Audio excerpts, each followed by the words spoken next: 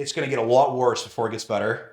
But ironically, that's exactly what you need to do and go through to become who you are and who you'll become and help people the way that you want to. When I was that age, I wanted to do all these things I'm talking about. I wanted to be a metal vocalist and I wanted to be a bodybuilder and I wanted to help people and so forth. But what I did not account for at that time is that if you ask the world, if you ask the universe, if you ask God for these things, then you have to actually go through some shit that makes you credible to actually speak on those experiences, to actually go through those things. All right. So introduce yourself. Who are you? What do you do? My name is David Kelly, and I am a little bit of a complex situation. I am a metal vocalist of the band Tethra. We're a metalcore band. We formed back in 2019. We've been putting music out as collectively as a group under another name, plus that for probably since I was about 17 or 18 years old. I'm also a men's development coach where I work with guys on my philosophy. What I would say is like body, mind, spirit. So we work from everything from your hormones and your physique to mindset and challenges of behavioral stuff that's going on in your life, plus also working on more like life directional stuff and more existential questions as to why we're here, what we're doing, and the point of life for that matter. Beyond that, I also am a competitive bodybuilder and classic physique. I've been 2 spots from turning pro in that. I last competed in 2024 where I was 2 spots from turning pro, and I plan to go and redeem myself next year in 2027 for that. So I think that about covers it in terms of who I am and what I'm doing. All right, so you said you're not interested in safe answers. Let's get deep. That's definitely true about that. Talk about the defining moments that started you on the path you're on now, how these moments shape you. Well, the first one probably was, as I told you in the intake, was my cousin when I was probably about 20 years old, roughly. So it's going back like 12 years now. My cousin Johnny, who is about 4 years younger than me, one morning woke up and he couldn't see, like randomly just couldn't see, and like he was basically rushed to the hospital. Like he told his mom called an ambulance, rushed to the hospital. In the time that I guess between getting in the ambulance and getting in the hospital, he went into a coma and there was brain damage. And ever since then, basically he's been on life support in terms of like ventilator and so forth. He's blind, deaf, paraplegic. So his life quality is very, very reduced. And I think at a young age for me, it was a very crucial point in my life because, up until that point, you kind of just think everything is just more or less, everybody's healthy, everybody's functioning, especially in that side of my family. There's 12 of us, everybody, like basically all my dad's siblings had 2 children. Everybody was doing pretty well. And then something like that happens. That kind of shatters your illusion that life is a very safe and predictable thing. You think it's like that until you see something like that up close. And that basically, I think for me, how that affected me was that changed how I looked at my own path in life, because I kind of realized, here's my cousin who literally did nothing wrong ever. This kid never even had a drink, cigarette, nothing, like just never did anything wrong. And something that tragic happened to him. That kind of made me realize the illusion of safety in life, taking the safe path and all these different things you hear about is just kind of like a fallacy. There is really no safe path in life. Being human comes with an inherent danger and risk of existence, right? So we have to make sure that the life we're living is in alignment with something bigger and higher than ourselves, because if that were to happen to me, I would want to make sure that the time that I've spent on this earth was in service of something bigger than myself, was in service of doing things to make the world a better place. So that kind of just shattered that. And that was when I was in college, right? And those are very crucial points for people in their lives. And then the second thing was probably about 6 years ago was one of my best friends, Mike Davis, right around COVID. I was going to check on him at his apartment. I hadn't heard from him in a few days. Walked in there. He had a history of substance abuse. Walked in there and found him dead on his apartment floor. And that was one of those things that, again, kind of just shattered the illusion of life being this safe thing. Now, of course, as I said, Mike had a history of substance abuse. But I think actually that moment kind of transitioned how I looked at what I was doing, right? Because a lot of people won't connect addiction to like the work that I do with people, which is just generally speaking, one of the biggest things I say is that people need to have a purpose, and especially for men, you need to have something that's pulling you out of bed, right? And if you don't have that, it's very easy to fall into addictions, whether that be with women, like sex addiction, or video games, or drugs and alcohol. I see it constantly, even things that are not necessarily destructive, like Mike was taken by fentanyl, which is obviously something that can affect you right now. But alcohol or food addictions and so forth, these things affect you on a longer horizon, and they might not be as obvious right in the moment. So that kind of began my work of understanding like what made Mike drawn to that. Like, how does somebody end up in that position? Because I saw how that wrecked his family. It obviously, I mean, I'm not even talking about my end of things, but it gave me PTSD. I had never really had a lot of experience with mental health issues at that point, but not right afterwards, but probably within a year or two, I was dealing with depression. I was hospitalized for panic attacks. I had a lot of anxiety, just chronically. It changed the way my body felt. Like when you hear about trauma, like people say trauma, like the body keeps the score. It's a great book. It's true, right? And it changes how you interact with the world, how people interact with you, what you allow in, how you guard yourself. It's a very interesting experience. And so my own experience with trying to understand Mike, but also myself through that, really changed how I looked at life. And I spent a lot of time really trying to understand, why was I put in that situation? Like, what made me put there? Because I believe that we do go through things for a reason. And so I've just tried to understand that. And I tried to understand that. I think years later now, I do understand that it was part of my destiny and my path to help other people. So those are probably the two biggest moments, I would say. I have a lot of other ones, but those are probably the two most defining ones, I would say, in my life in that capacity. All right, talk about the work you do with men. What is your approach? What are most men struggling with? Well, ironically, I kind of just touched on it, right? So in my estimation, just based on, I mean, you can see this in data, right? Like, 80% of suicides are men. Men are way more likely to be addicted to drugs than women.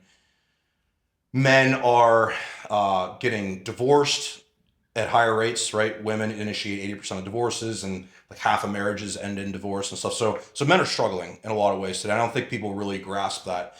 And men are, if you look at the life expectancy, even in this country, in America, it's gone down decently in the last decade or decade and a half to even 2 decades.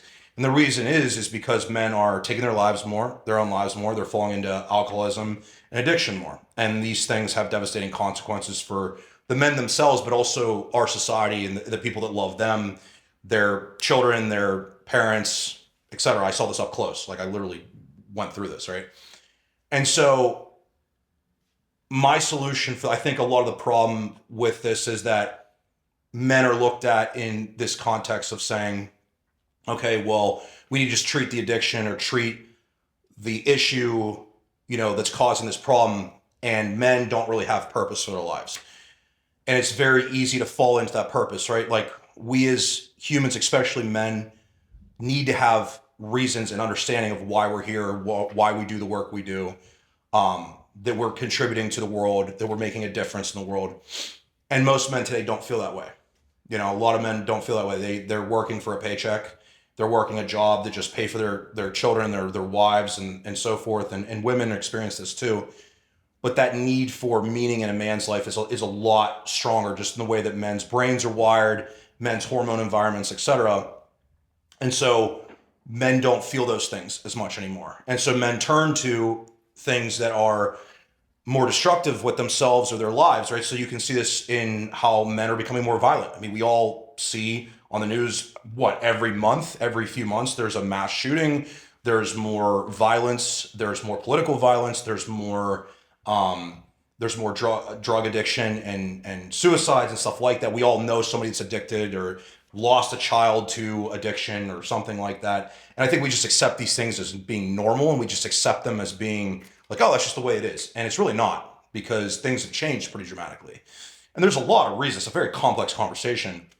But my part in this that I want to contribute, whether it's in content or working with a man one-on-one or through the music I write or anything I'm doing, is I want to show men, here's a path forward, right? Here, I'm a guy that's actually walked through the mental health challenges. I had a friend who was struggling with addiction. I went through that shit. I didn't just read about this in a book. I mean, I've read a lot. I've been educated a lot on this stuff. However, there's nothing like the experience of life that teaches you how to deal with stuff like that. So the work I do with men is, like I said, body, mind, spirit. It's going to break down everything from the body's the foundation. The mind is where you must work through the challenges and so forth. But the spirit is that calling, that existential reason that we're here. And it's helping men find that so they have more rewarding lives. So they're not going back and falling into these addictions and stuff as much. So I pretty much, that probably sums up what I do in that capacity. So you're the frontman of a metal band. Talk to me about your love for music. Does it help you process and feel emotions? Why do you do it? Oh yeah. Yeah, it definitely helps me process and feel emotions. You know, when I was a young kid, I remember in high school and middle school and stuff, like I would look up these bands I listened to, song meanings, and there was people that would kind of like debate them online. There's like these websites and stuff. They don't really exist anymore. Think of like Reddit before Reddit was a thing, right? And people would debate the meaning of these songs and so forth. And I was in this weird position where I was pretty popular and I had a lot of friends, but I always felt very alone despite that. And I felt a lot of like, you know, just raw boy emotions, right? Anger and frustration and so forth. And that's how I got into lifting weights and writing metal music, because I was a pretty angry kid. I was very happy, but like I had a lot of emotion. I still do to this day. And I needed places to put it. I've always had a lot of like just masculine energy, I guess is the word. And so I had to do something with it, or I would become one of those guys you probably read about, whether in drug addiction or violence or something. I had to make use of that. And I see that that distinction I made at that age is probably what put me on the path I am today, where I use that to my advantage and I see it destroy other men. Because that's the thing about masculine energy, is that it's the most powerful force in the world. It's the things that create evil, and it's the things that create the goodness that exists where people are helping other people and serving other people and so forth, right? And so for me, music was this expression of, there's just certain things that can't be said, even to this day. You know, I make content, I have my own podcast. There's some things that just won't be, I can't quite articulate in terms of speaking them. They can only be said in terms of the context of music.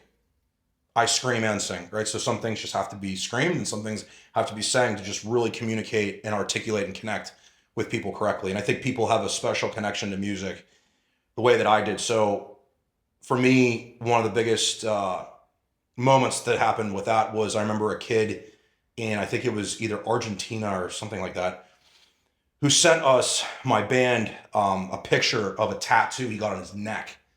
And it literally just was our song name, Masochistic Healing. It's like our most popular original song. And I'm like, why did you get that? And he said, that song saved my life. And I realized, I'm like, here's some dude who's struggling in Argentina. I mean, he's so far away from me. We don't even speak the same language, right? Primary language. And he got this song tattooed on his neck because he connected with it so much, right? And the song was just basically about this idea that of just really suffering and struggling in life, and how at the end, you know, the writer, which was me, you kind of realize that a lot of it was self-inflicted and self-imprisoned, and you can break out of that. And I guess that kid just really understood it in his own way. And that's the other beautiful thing about music. He might have interpreted it in a different way than me. And that's kind of the cool thing about writing, is people can perceive things however they want to. And that's kind of what comes back to that original idea, which I was saying, which is reading about song meanings. You don't always know what the artist is talking about exactly. So yeah, it helps me process emotions, it helps me to release emotions, and a lot of things I was talking about in terms of the struggles I've had in my own life. I've been able to process those things through music more than probably any other way in that capacity. If your younger self was here right now, what would you say to him?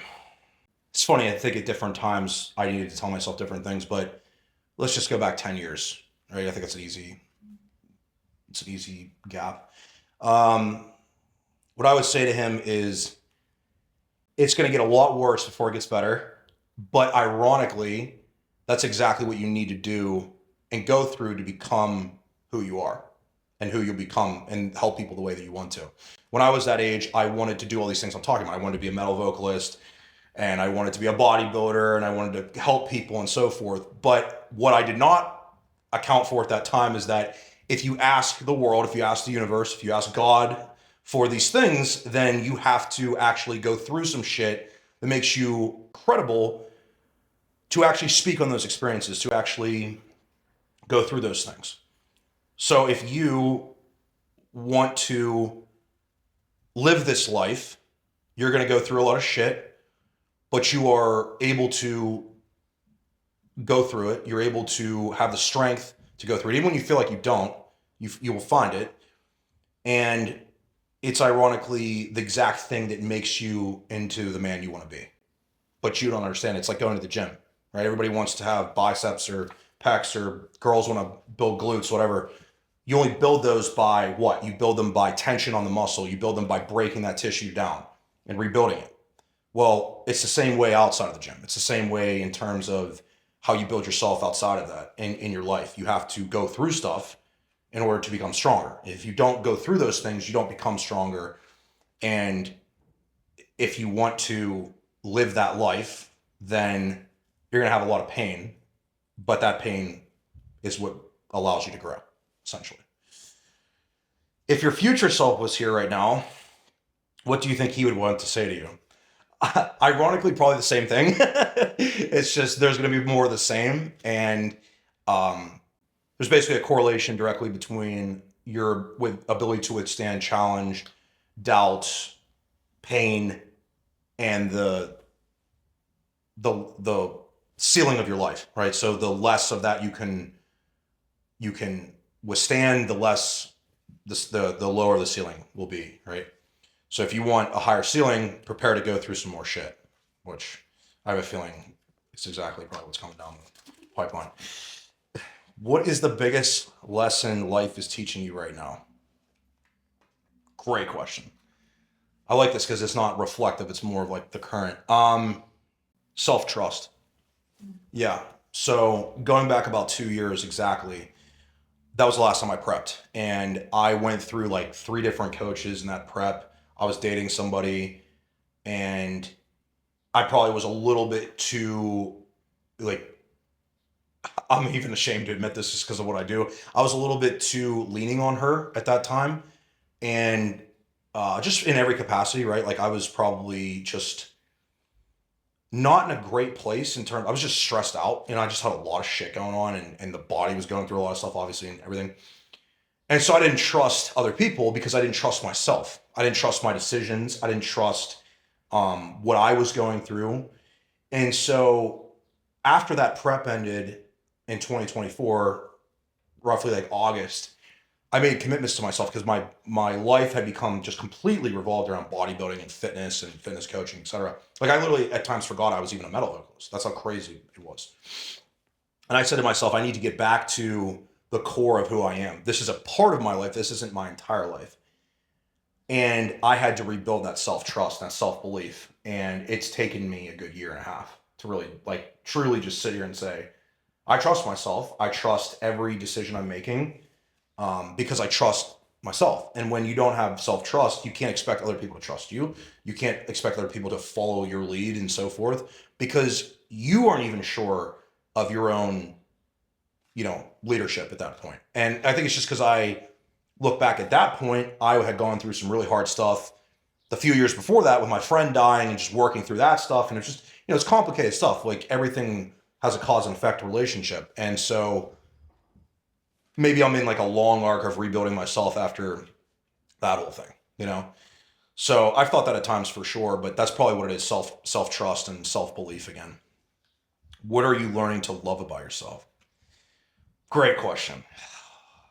That's a really good question because I think, ironically, connecting back to something you said earlier about emotions, right? About with music and stuff.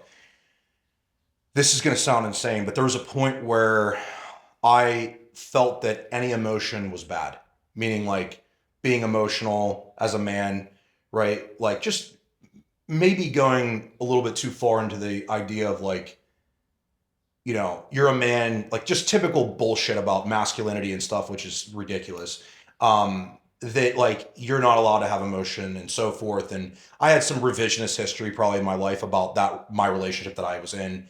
And that, because I was struggling at the time, whether it was emotionally or psychologically or physically after prep or even financially, whatever it was, I felt ashamed of myself that I was in that position and that I let somebody else witness me in that position in my life. And so what I've realized though is what I was going back to what I said, what would you tell your younger self or your future self, whatever, those moments are literally what make me who I am. So if I just had this easy life, nobody would give a shit about what I'm coaching or talking about or writing music about. Like I wouldn't write very good lyrics because there's nothing to write about. There's nothing to talk about. There's nothing to do. So my nature of my life is always been there's seasons of great winning and so forth, and there's times where things are not so great, and that's part of life. And I think that all of us kind of go through that in some capacity. Some people are probably more extreme than others for sure. And the point though is that you have to understand that's just part of your journey, and we just fixate on these highs and we try to just think like, oh, that's the only place I want to be, because if I'm in that place all the time, then only good things are happening. And even when you look back in your life, that's not true. That's never been that way. But we fall into these patterns of belief about that. So I think I'm learning to love the things about myself that maybe aren't like the most camera worthy or so forth. And that's probably what makes me even who I am. How has it felt to be seen in the hot seat today? Great. It's felt great. I definitely appreciate any ability to be asked about things that are a little bit deeper in like any kind of public setting or even just in general, like even if these cameras weren't here, if we were just having this conversation, I'd love it. I love talking about that stuff. That's a big part of who I am. And my biggest takeaway, as it's asked me here, is stuff like this always makes me, anytime I'm doing something like this, it makes me realize that in order to have a story that's worth sharing and anybody cares about, you have to go through that stuff. So if you're watching this or whatever, you need to understand that you're probably running your own story right now. And one last thing I wanted to share about that, actually, ironically, is that a lot of people do not know this, but one great example of that is actually, and I love this example, is Abraham Lincoln, which everybody knows was president of the United States. But if you look at his record of losses before he ever became president, I mean, he lost the last election before he became president. He lost it. He buried his wife. He buried children. He failed in business. He was poor, came from nothing, and it just kept going and going and going and going and going and going. And ironically, those losses, both in his personal life and professionally, are what made him a leader that was even able to lead people through a very dark time in history. So there is a direct parallel between your suffering and your ability to lead, your ability to connect with other people, because only people that can go through stuff like that can experience life in that capacity and have those insights to speak about them and to lead other people. So if you're going through something like that, then you are writing your own story of that. And I always say to people, like, you can read Abraham Lincoln's entire biography. His life's done. It's been over for 150, 200 years. Well, you're on page, chapter 25 or chapter 26 of what might be a 90 chapter book. So don't judge yourself as if the whole book's written. You're in the middle of writing it, and that's what makes it worth reading someday. So my biggest takeaway is that I'm on chapter 32 and I got a lot more to write. So that's my final thoughts. Yeah, that's about it. And I appreciate you having me here. Thank you for sharing that. And it was great, honestly.